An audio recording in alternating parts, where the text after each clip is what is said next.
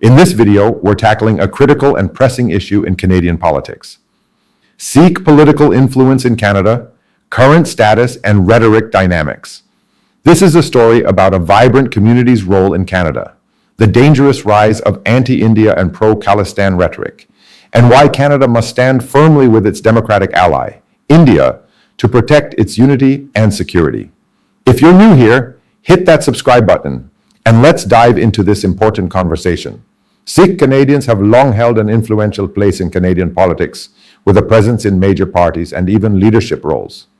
However, their political traction is now under intense scrutiny due to the divisive and extremist pro-Khalistan movement, which promotes a separatist Sikh homeland at the expense of India's sovereignty.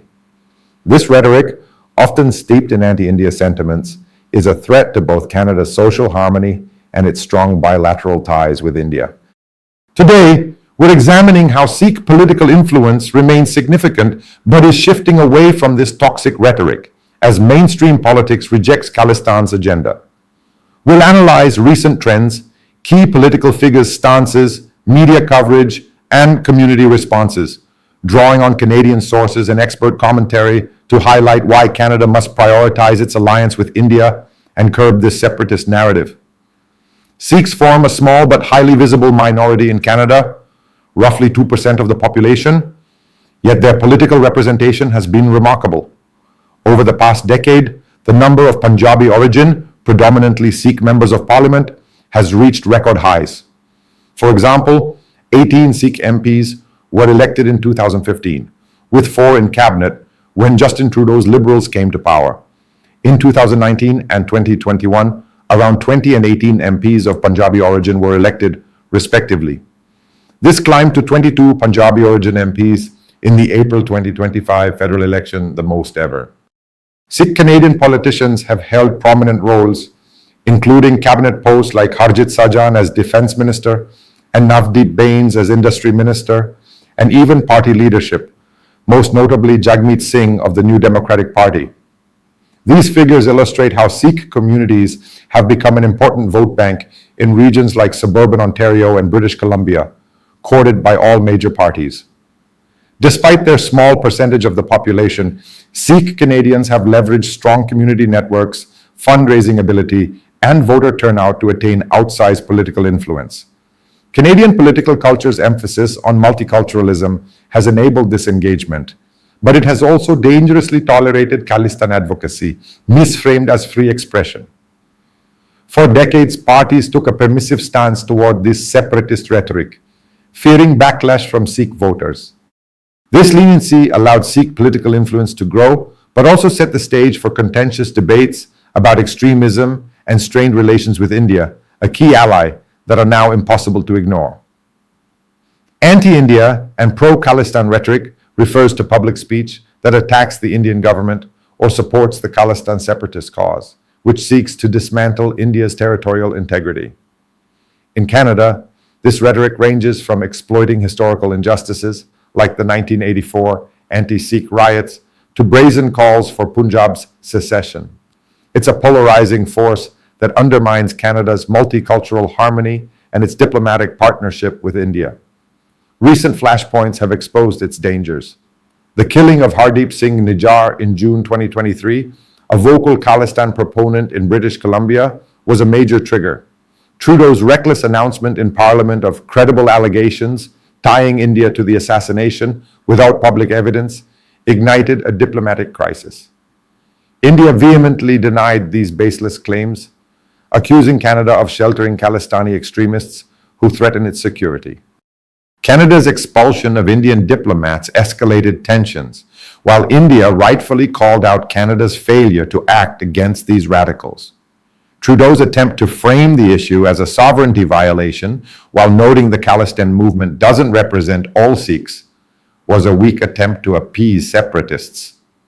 Major parties condemned foreign interference, but the Liberals and NDP's focus on diaspora sentiments over India's legitimate concerns was misguided, while Conservatives rightly demanded transparency and accountability from Trudeau.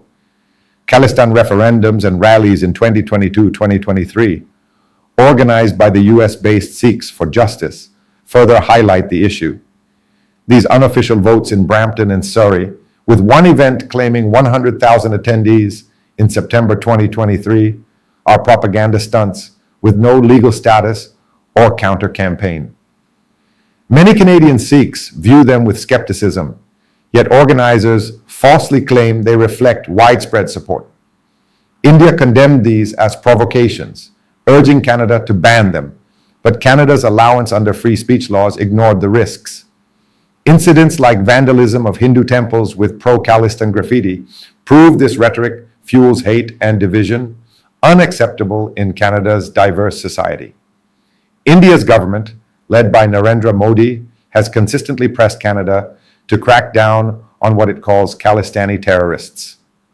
Indian media and diplomats have highlighted how some Canadian Sikh politicians are linked to Khalistan sympathizers. A public inquiry submission noted that Indian media consistently portray figures like Jagmeet Singh and Harjit Sajjan as extremists or enablers, a claim fueled by their reluctance to fully disavow radicals. After Navdeep Bains's 2021 resignation, India's Zee News reported these politicians were backed by Khalistanis. Canadian Sikh advocates call this disinformation, but India's concerns about foreign interference are valid. This rhetoric isn't legitimate activism, it's a security threat. Canada's leaders face a clear choice: prioritize India's partnership and curb this extremism or risk alienating a key ally. Explicit pro-Khalistan rhetoric is confined to a minority, but its outsized visibility harms Canada. No mainstream party endorses Khalistan, and all support India's unity.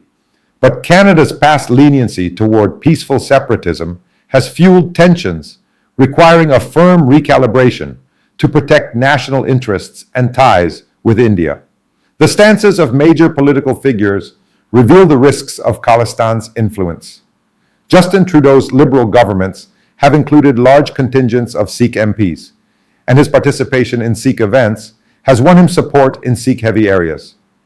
However, India has rightly accused him of appeasing Khalistan elements. Canada's refusal to ban groups India deems terrorist, and its removal of Sikh extremism from a 2018 terrorism report after community pressure show Trudeau's weak stance. He claims to reject separatism, but defends Khalistan advocacy as free speech, straining ties with India. His 2023 accusation against India over Nijjar's killing, without proof, was applauded by radicals but infuriated New Delhi and polarized Indo-Canadian Hindus, who began shifting away from Liberals by 2024. Jagmeet Singh, NDP leader, has been the most troubling figure, closely tied to the Khalistan issue. His vocal criticism of India's human rights record and early reluctance to condemn extremists earned him visa bans from India in 2013 and 2018. In October 2024, he pushed for sanctions on India and a ban on the RSS, alienating moderate voters. The 2025 election was a clear rejection. His NDP plummeted to 7 seats, Singh lost his own, and he resigned, proving Khalistan rhetoric is political poison. Pierre Poilievre's Conservatives have taken a principled stand, emphasizing law and order and Canada's alliance with India. Poilievre demanded proof of Trudeau's Nijjar claims and criticized the Liberals for coddling extremists. In Hindu-heavy ridings, Conservatives gained ground in 2025 by exposing Liberal ties to Khalistan sympathizers, showing this rhetoric is a liability. Other Sikh-Canadian politicians, like Liberal MPs Sukh Dhaliwal and Randeep Sarai, have condemned violence while seeking inquiries into Nijjar's case, but their moderation is overshadowed by radical voices. Former Liberal Ujjal Dosanjh has warned that Trudeau's appeasement backfired, empowering extremists. The World Sikh Organization claims most Sikhs are peaceful, but its defense of anti-India dissent often dodges accountability. Parties are now wisely favoring moderates, distancing from Khalistan sympathizers to safeguard Canada's unity and its bond with India. Canadian media are increasingly exposing the security and diplomatic risks of Khalistan extremism, reporting on Canada's failure to extradite Sikh terrorists and India's valid concerns about interference. Public opinion is unequivocal. a 2024 Legger poll found just 10% support for Sikh separatism, with most Canadians opposing the import of India's conflicts. While some sympathize with Sikhs facing scrutiny, the political effectiveness of Khalistan rhetoric is collapsing. Veteran journalist Terry Milewski has criticized politicians for ignoring this threat for too long. Within the Sikh community, younger generations are rejecting Khalistan's relevance, urging a focus on domestic Canadian issues like jobs and healthcare, aligning with Canada's values and its partnership with India. The Khalistan debate has sparked clear shifts. Most Sikh Canadians are moderate, focused on local issues, while a small, vocal minority pushes separatism. In Brampton, the 2025 elections saw Sikh Liberal incumbents challenged by Sikh Conservative candidates, signaling a decline in hardline support. Hindu Canadians, alarmed by Khalistan-linked vandalism, formed advocacy groups and shifted to Conservatives, frustrated by Liberal inaction. Some Gurdwaras are now encouraging congregants to prioritize community issues over divisive slogans.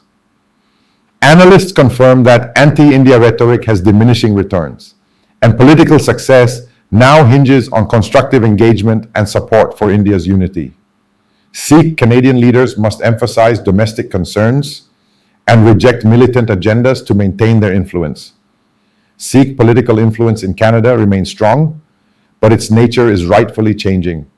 Anti-India and pro-Khalistan rhetoric is increasingly seen as a dangerous liability that threatens Canada's social cohesion and its vital alliance with India. Major parties are distancing themselves from extremism while engaging moderate Sikhs who respect India's sovereignty. The 2025 election was a turning point, with voters rejecting candidates tied to Khalistan's divisive agenda. Sikh Canadians will continue to thrive in politics, but their future success depends on aligning with mainstream Canadian values, supporting India's territorial integrity, and avoiding polarizing rhetoric. The era of exploiting Khalistan for vote bank politics is over, replaced by a commitment to unity and a strengthened Canada-India partnership.